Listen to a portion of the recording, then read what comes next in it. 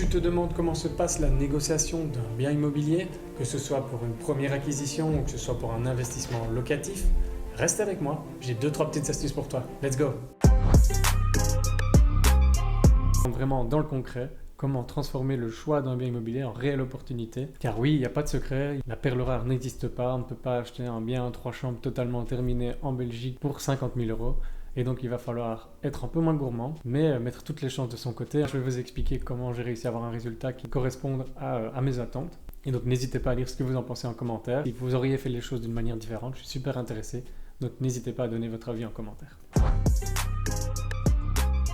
Alors j'ai regardé plusieurs vidéos pour pouvoir apprendre sur la négociation et j'ai appris une chose importante, il ne fallait vraiment pas avoir peur de mettre un prix trop bas tant qu'il est justifié par votre point de vue d'investisseur. En effet, il faut bien garder en tête que le but de faire un placement est qu'il soit rentable et s'il ne l'est pas, dans ce cas il n'y a aucune raison de le faire.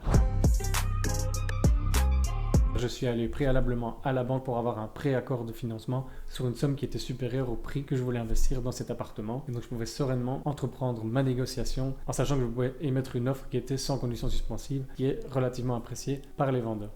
En tout cas, je vous conseille d'aller voir votre banquier pour connaître vos solutions de financement et votre capacité financière avant de vous lancer dans toute négociation financière.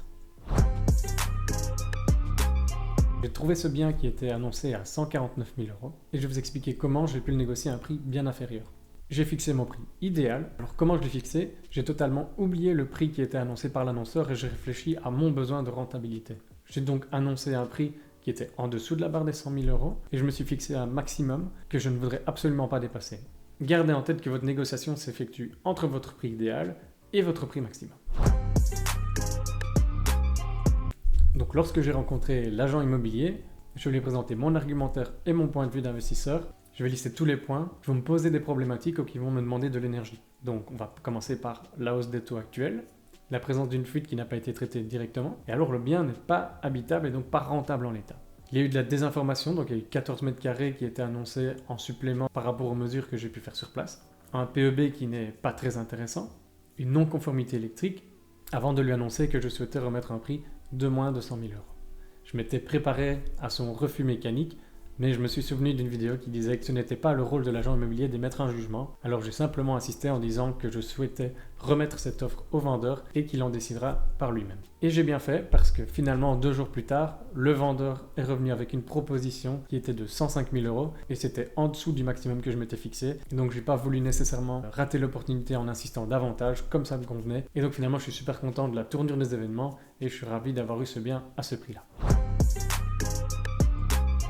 Dans la prochaine vidéo, je vais vous expliquer comment j'ai pu optimiser mon financement. Et donc on va pouvoir faire la comparaison entre la situation projetée où j'ai un apport qui est conséquent et la solution de financement que j'ai pu trouver avec le banquier qui me met dans une position beaucoup plus confortable pour imaginer d'autres projets immobiliers par la suite. Alors n'oubliez pas de vous abonner et on aborde la suite de ce projet dans une prochaine vidéo.